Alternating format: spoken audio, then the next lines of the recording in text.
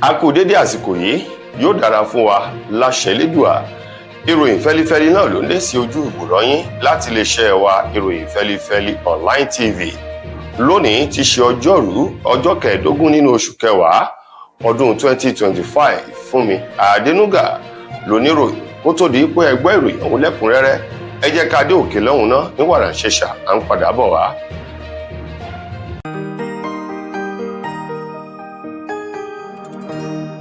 Ìròyìn fẹ́lifẹ́li TV, àjààbálẹ̀ làwọn ìròyìn ti wà, máa wò lóòrèkóòrè.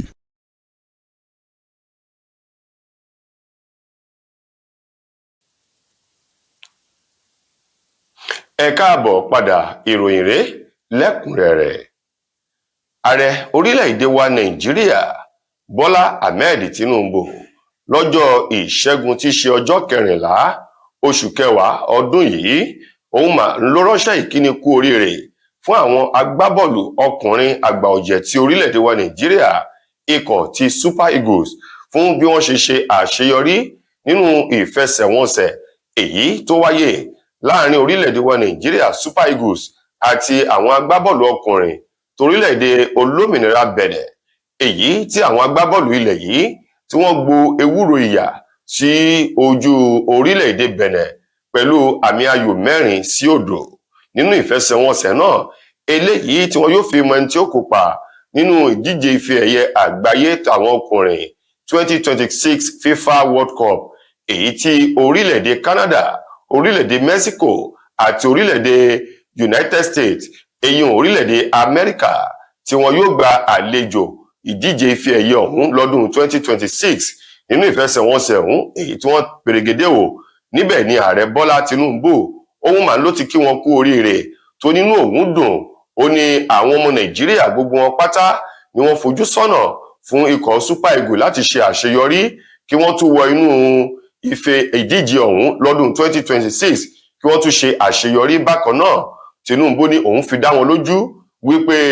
tí wọ́n bá lè ṣe àṣeyọrí nínú ìdíje méjèèjì èyí tí wọ́n fi ń gbá qualifier yìí àti FIFA World Cup ọ̀hún tọdún 2026, wípé àwọn ọmọ Nàìjíríà wọn yóò kọrúkọ wọn sínú ìwé ìtàn èyí tó dáa o. Ó ní gẹ́gẹ́ bí ààrẹ òun náà ṣetán láti múnú wọn dùn, nítorí bí ọmọ ẹni bá ṣe dáadáa ó yẹ ká kí kú oríire. Ó ní ọmọ ẹni ò lè ṣèdí bẹ̀bẹ̀rẹ̀ ká fìlẹ̀kẹ̀ sídìí ọmọ ẹlòmíín. Tinubu ní inú òun dùn láti rí àwọn agbábọ́ọ̀lù náà bí wọ́n ṣe ta àtàpèrègédé pẹ̀lú àmì ayò 4-0 èyí tí wọ́n fi na orílẹ̀-èdè olómìnira Bẹ̀nẹ̀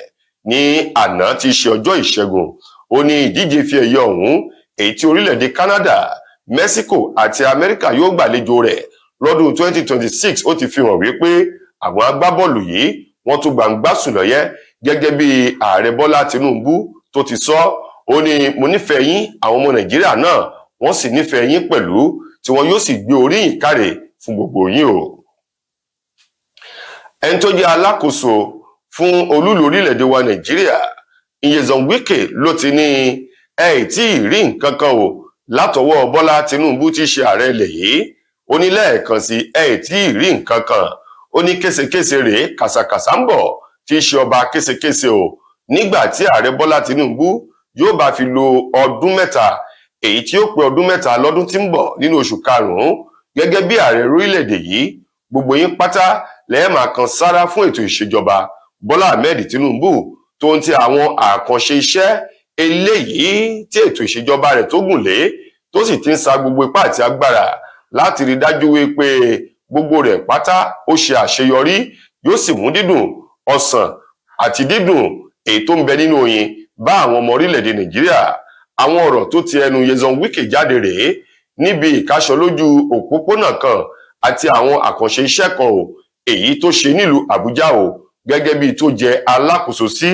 ní agbègbè kan èyí tí wọ́n pè ní Dakibiyu ní ìlú Àbújá lọ́hùn-ún. Níbẹ̀ ló ti kí ààrẹ Bọ́lá Tinubu fún iṣẹ́ takuntakun èyí tí ètò ìṣèjọba rẹ̀ gùn lé, bákan náà ìgbàgbọ́ àti ìrètí tó ní nínú òun àti àwọn alákòóso yòókù láti lè fi orúkọ Bọ́lá Tinubu gẹ́gẹ́ bí ààrẹ dáadáa kí wọ́n fi orúkọ rẹ̀ lélẹ̀ nínú ìwé ìtàn. Lákòótán nínú ọ̀rọ̀ Nyesom Wike, ó rọ gbogbo àwọn olùgbé ìlú Àbújá láti fi ọwọ́ sowọ́pọ̀ pẹ̀lú rẹ̀. Bákan náà àwọn ọmọ Nàìjíríà kí wọ́n fi ọwọ́ sowọ́pọ̀ pẹ̀lú ààrẹ Bọ́lá Tinubu kó lè mú ohun tó dáa kó lè mú wọ orílẹ̀-èdè Nàìjíríà. Fún ìpalẹ̀mọ́ ìbò tàwọn gómìnà tí ó wáyé lọ́dún 2026 ní ìpínlẹ̀ Èkìtì, ẹgbẹ́ òṣèlú APC ni wọ́n ti ní ibi Ọlọ́run bá àwọn gbé ẹrù kà báyìí, ibi ìrọ̀rùn ni ò tí ò sí wàhálà ìdààmú kankan láti máa wá ohun tí ò sọnù lọ́wọ́ wọn káàkiri. Ẹgbẹ́ òṣèlú APC ti ìpínlẹ̀ Èkìtì ni wọ́n ní bí oko ò bá jìnnà ilá kì í kò. Wọ́n ní gómìnà Bíọ́dún Oyèbánjí tó ń bẹ lórí àga àléfà gómìnà ní ìpínlẹ̀ ọ̀hún, òun náà ni ọmọ oyè kan ṣoṣo èyí tí àwọn ṣe tán láti fà kalẹ̀ kó lè kojú àwọn ẹgbẹ́ òṣèlú yòókù nínú ètò ìbò tàwọn gómìnà ọ̀hún tí ó wáyé lọ́dún 2026. Gẹ́gẹ́ bí ẹgbẹ́ òṣèlú APC ti ìpínlẹ̀ Èkìtì bí wọ́n ṣe fi ọ̀rọ̀ ọ̀hún léde, ṣe é lálàyé wípé ọ̀kan nínú àwọn ọmọ oyè èyí tóun náà tó fẹ́ jáde dupò gómìnà lábẹ́ àsíá ẹgbẹ́ òṣèlú APC ọ̀hún, èyí tó finúfídọ̀ sọ wípé òun ò jáde mọ́ òun ò sì bá Bíọ́dún Oyèbánjí ta kàngbọ̀n mọ́, léyìí tí wọ́n ti ń rò wípé tó bá ṣeé ṣe wọn yóò ṣe ètò ìdìbò abẹ́lé fún àwọn tó kù nílẹ̀ kí wọ́n lè mẹ́ni tí wọ́n yóò mú. Ṣùgbọ́n lọ́wọ́ yìí gbogbo àwọn tó kù èyí tí wọ́n fẹ́ jáde láti bá Bíọ́dún Oyèbánjí ta kàngbọ̀n nínú ẹgbẹ́ òṣèlú APC náà ni wọ́n ti finúfídọ̀ láti sọ wípé àwọn ò ṣe mọ́ kí Bíọ́dún Oyèbánjí kó tẹ̀ sọ́wọ́ wájú gẹ́gẹ́ bí gómìnà wọn ní ìpínlẹ̀ ọ̀hún. Ọ̀kan nínú àwọn ọmọ oyè náà, arábìnrin Àtinúkẹ́ Ọmọláyọ̀, èyí tó ní òun yọwọ́ yẹsẹ̀ òun sì ṣetán láti ṣe àtìlẹ́yìn fún Oyèbánjí. Nípa ìdí èyí kò sí ogun mọ́ kò sọ́tẹ̀ mọ́ gbogbo àwọn ọmọ ẹgbẹ́ òṣèlú APC ní ìpínlẹ̀ Èkìtì báyìí ni wọ́n finúfídọ̀ fa Bíọ́dún Oyèbánjí sílẹ̀, léyìí tí kò nílò láti ṣe ètò ìdìbò abẹ́lé mọ́ nígbà tó jẹ́ wípé òun nìkan ṣoṣo náà ló kù nílẹ̀ gẹ́gẹ́ bí ọmọ oyè. Wàyí tí àjọ elétò ìbò bá ti kéde ìpolongo kí ìpolongo ètò ìdìbò tàwọn gómìnà ní ìpínlẹ̀ Èkìtì kó bẹ̀rẹ̀ ní pẹrẹwu ni kí Bíọ́dún Oyèbánjí kóun náà wá mọ àwọn tí wọ́n jọ ta kàngbọ̀n láti inú àwọn ẹgbẹ́ òṣèlú yòókù ní ìpínlẹ̀ Èkìtì lọ́dún tí ń bọ̀. Ọ̀kan nínú àwọn àgbà ọ̀jẹ̀ nínú ẹgbẹ́ òṣèlú PDP ní orílẹ̀-èdè wa Nàìjíríà tó tún jẹ́ alága ìgbìmọ̀ òótọ́ ọnú Board of Trustee, èyí ọ̀gbẹ́ni Adolphus Wabara, òun mà ló ti pariwo àti ohun ìkìlọ̀ wípé pẹ̀lú bí ẹgbẹ́ òṣèlú APC lórílẹ̀-èdè Nàìjíríà bí wọ́n ṣe ń ṣe yìí ó ní ewu ni ó dàbí ẹni wípé wọ́n fẹ́ sọ orílẹ̀-èdè Nàìjíríà dorílẹ̀-èdè tó jẹ́ wípé ẹgbẹ́ òṣèlú kan ṣoṣo ni ó wà ń bẹ̀, léyìí tó sì déwu tí ò ṣeé ṣe. Adolphus Wabara tí í ṣe alága ìgbìmọ̀ òótọ́ ọnú ẹgbẹ́ òṣèlú PDP, òun ló pariwo síta báyìí wípé kí orílẹ̀-èdè Nàìjíríà àwọn ọmọlẹ̀ yìí kí wọ́n sùn kọ́ máa sùn àsùnpìyè, kí wọ́n tají níbi tí wọ́n sùn sí kọ́ máa fi àyè sílẹ̀ fún ìjọba APC láti sọ gbogbo ọmọ Nàìjíríà di ẹgbẹ́ òṣèlú kan ṣoṣo tí í ṣe ẹgbẹ́ òṣèlú APC. Wabara tó sọ ọ̀rọ̀ náà pẹ̀lú àwọn oníròyìn lẹ́yìn tí gómìnà ìpínlẹ̀ Enugu tóun náà kúrò nínú ẹgbẹ́ òṣèlú PDP tó pariwo ipò òun ti bọ́ sínú ẹgbẹ́ òṣèlú APC báyìí. Èyí gómìnà Peter Mbah ti ìpínlẹ̀ Enugu, èyí tó ti darapọ̀ mọ́ ẹgbẹ́ òṣèlú APC nínú ọ̀sẹ̀ eléyìí tó kọjá yìí, pẹ̀lú ìròyìn tó sì tún gbọ́ wípé akẹgbẹ́ rẹ̀ tí í ṣe gómìnà ìpínlẹ̀ Bayelsa, èyí Doye Diri, òun náà fẹ́ kúrò nínú ẹgbẹ́ òṣèlú PDP darapọ̀ mọ́ ẹgbẹ́ òṣèlú APC. Ó ní ọgbọ́n àlùmọ̀kọ́rọ́yí ẹgbọ́n ẹ̀tànjẹ lẹ́gbẹ́ òṣèlú APC ń lò lábẹ́ ìjọba Bọ́lá Tinubu láti fi owó àti àwọn ọ̀rọ̀ láti fi mú àwọn ènìyàn jàǹkànjàǹkàn tó fi mú àwọn gómìnà kúrò nínú ẹgbẹ́ òṣèlú PDP ni wọ́n darapọ̀ mọ́ ẹgbẹ́ òṣèlú APC. Wabara ní pẹ̀lú nǹkan wọ̀nyí ó ní àkóbá ni ó ṣe fún ètò ìṣèjọba àwarawa, yóò sì ṣe àkóbá fún ìlọsíwájú orílẹ̀-èdè Nàìjíríà. Bákan náà ìfàsẹ́yìn ni ó mú bá ètò ọrọ̀ ajé àti ètò òṣèlú bí ìjọba APC bá fẹ́ mú gbogbo ọmọ Nàìjíríà lẹ́rú sí kí wọ́n sì wà nínú ẹgbẹ́ òṣèlú kan ṣoṣo gẹ́gẹ́ bí Wabara bó ti sọ. Lákòótán nínú ìròyìn wa fún títí òní, ọ̀kan nínú àwọn gbajúgbajà adẹ́rìn-pòṣónú tó tún jẹ́ òṣèré ọkùnrin eyín Mr Macaroni òun mà ló ti ní bá àgbá ní wá ohun tí ò sọnù kiri tá a sì ní tanra wa jẹ. Ó ní ẹ̀kọ́ ti fi ojú mímu hàn báyìí wípé ẹgbẹ́ òṣèlú APC, ẹgbẹ́ oníjìbìtì, ẹgbẹ́ àwọn ọ̀daràn àti ẹgbẹ́ eléyìí tó ń fi ọwọ́ bo ìwà àbàjẹ́ mọ́lẹ̀ lẹgbẹ́ òṣèlú APC jẹ́ lórílẹ̀‐èdè yìí. Mr Macaroni èyí tó sọ̀rọ̀ náà lẹ́yìn ìgbésẹ̀ kan eléyìí tí ààrẹ Bọ́lá Tinubu gbé láìpẹ́ yìí pẹ̀lú àwọn èèyàn tó dín díẹ̀ ní igba èyí tó jẹ́ wípé oníranran ìwà búburú ni wọ́n mú àwọn ènìyàn ń fún lórílẹ̀‐èdè Nàìjíríà tó sì jẹ́ àwọn ènìyàn lálẹ́ yìí èyí tí wọ́n ní ààrẹ Bọ́lá Tinubu ó fún wọn ní ìdáríjì ààrẹ èyí tí wọ́n pè ní presidential pardon, ìdáríjì ààrẹ wípé kí gbogbo àwọn èèyàn náà kí wọ́n fa orúkọ wọn kí wọ́n fà ya kúrò nínú ìwé ọ̀daràn tí wọ́n kọ sí, kí wọ́n sì gbé gbogbo ohun tó ní í ṣe pẹ̀lú ìwà ọ̀daràn tí wọ́n kà sí wọn lọ́rùn kí wọ́n lọ dà á sínú òkun ọ̀sà kí wọ́n sì wá bọlẹ̀ kí gbogbo rẹ̀ kó di ìgbàgbé ní orílẹ̀-èdè Nàìjíríà. Wọ̀nyí ni àwọn ìgbésẹ̀ ààrẹ èyí tó mú ogunlọ́gọ̀ àwọn ọmọ Nàìjíríà láti fi ojú wòye wọn wòye pé ó ti fi hàn báyìí wípé ẹgbẹ́ òṣèlú APC wọ́n ń bo ìwà ìbàjẹ́ mọ́lẹ̀, ẹgbẹ́ òṣèlú ọ̀daràn oníjìbìtì ni. Bó o bá ti ṣẹ̀ tó hùwà tí ò dáa, bó o bá ti darapọ̀ mọ́ ẹgbẹ́ òṣèlú APC, dájúdájú wọn yóò dáríjì ọ́ kúrò nínú àwọn ìwà ọ̀daràn ọ̀hún èyí tí onítọ̀hún wò.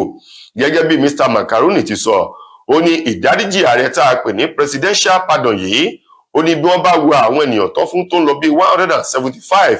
ó ní gbogbo wọn pátá ló jẹ́ pé ìwà tó yẹ kí wọ́n yẹgi fún wọn òun ni wọ́n wò gẹ́gẹ́ bí ìwà èyí tí wọ́n kà sí wọn lọ́rùn, èyí tó sì jẹ́ pé kò yẹ kí wọ́n foríjì wọn bí kò ṣe kí wọ́n fi ìyà jẹ wọ́n kó lè jẹ́ ẹ̀kọ́ àti pankẹ́rẹ́ fún irúfẹ́ àwọn èèyàn tó bá fẹ́ wo irú ìwà òun, ìwà bí ìwà apànìyàn, gbígbé ògùn olóró, àwọn ìwà iṣẹ́ ibi àti ìwà ìkówójẹ tó fi mú àwọn ìwà jìbìtì lóníranran èyí tí àwọn ènìyàn ọ̀hún lẹ́nu lọ́rọ̀ náà tí wọ́n hù tí ẹjọ́ wọn sì ti wà nílé ẹjọ́ láti ìgbà yìí. Ó ní ṣùgbọ́n Tinubu ni òun fún wọn ní ìdáríjì ààrẹ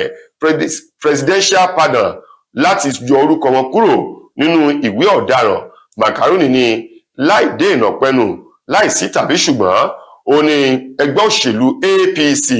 ẹgbẹ́ òṣèlú ọ̀daràn oníjìbìtì àti ẹgbẹ́ òṣèlú tí ò ní ìfẹ́ mẹ̀kúnnù lẹgbẹ́ òṣèlú APC jẹ́ o. Ó ní gbogbo ohun tí àwọn ẹgbẹ́ òṣèlú APC ń sọ ní ìgbà tí ẹgbẹ́ òṣèlú PDP ń bẹ lórí ipò wípé kò dá òun gan làwọn wá gbéwọ̀ bí ẹ̀wù tí wọ́n fi ń ṣe ayọ̀ọ́yọ̀ tí wọ́n yan fanda nínú ìwà ìbàjẹ́, ìwà jìbìtì, ìwà olè, àìnífẹ́ ará ìlú àti ìwà ọ̀daràn gbogbo. Òun lẹgbẹ́ òṣèlú APC ni wọ́n yan fanda nínú rẹ̀ gẹ́gẹ́ bí Macaroni bó ti fi ọ̀rọ̀ ọ̀hún léde. Tó ẹ̀yin ará, Yorùbá bọ̀ wọ́n ní bí ọkọ̀ bá ròkun bó bá rọ̀ṣà yóò fi àbọ̀ fún elébùté ni. Ìròyìn wa kò ní jù báyìí lọ fún tòní. Títí dìgbà míì tẹ́ máa láǹfààní láti gbọ́ tòrò míì nílé iṣẹ́ wa. Mo gbà á ládùúrà wípé ilé ò nílé wa, ọ̀nà òdínà wá. Fúnmi Adénúgà lẹni tó múròyìn wá sí ojú ìwòran yín. Ẹ ṣeun gan ni o.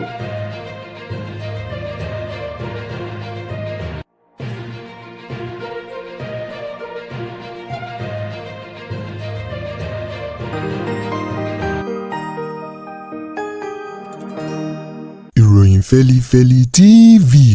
àjààbálẹ̀ làwọn ìròyìn ti wà, máa wò lóòrèkóòrè. Mo kí gbogbo ojú tí wò mí ti ń gbọ́ mi jákèjádò orígun mẹ́rẹ̀ẹ̀rin àgbáyé. Orúkọ mi ni Ambassador Àkànfẹ́ Ìwò tí mo jẹ́ agbẹnusọ fún iléeṣẹ́ X2 Ultimate Herbal International Limited. Níléeṣẹ́ wa bí láti màmọ̀ dájú nǹkan kan tí eléyìnbó ń pè ní health is wealth, ìlera lọ́rọ̀. Kì í ṣàfẹnujẹ́ nìkan tá a bá ń gbọ́ ní sétí, torí gbogbo lọ́gbọ̀n àwọn èèyàn ni wọ́n ń kojú àìsàn tí a pè ní ìfúnpá gíga. Ìdí nìyí tí iléeṣẹ́ X2 Ultimate Herbal fi ṣètò oògùn ìfúnpá gíga fún ní powder àti ní olómi. Kò tán síbẹ̀, oògùn ìtọ̀ ṣúgà ó wà ní iléeṣẹ́ X2 Ultimate Herbal International Limited ní powder àti ní olómi. Òun náà lẹ̀ ń wò yìí. Oògùn ọ̀pẹ́ ẹ̀yìn wà tí a ti ṣe lọ́jọ̀ fún ẹni tó bá ń kojú ọ̀pẹ́ ẹ̀yìn torí gẹ́gẹ́ bí ìṣòro. Iléeṣẹ́ wa níbí ní oògùn ẹ̀ tó lè bá wọn tán rẹ̀ lójú ọgbọ́n. Bákan náà, ogunlọ́gọ̀ àwọn èèyàn ni wọ́n jẹ́ oníbìísí tí wọ́n ti rora wọn pín wípé Ọlọ́run ò lè ṣe, ṣùgbọ́n tó jẹ́ pé àìsàn kan sómìíràn ní kọjú ọmọ bíbí wọn. Ó wà ní iléeṣẹ́ X2 Herbal International Limited.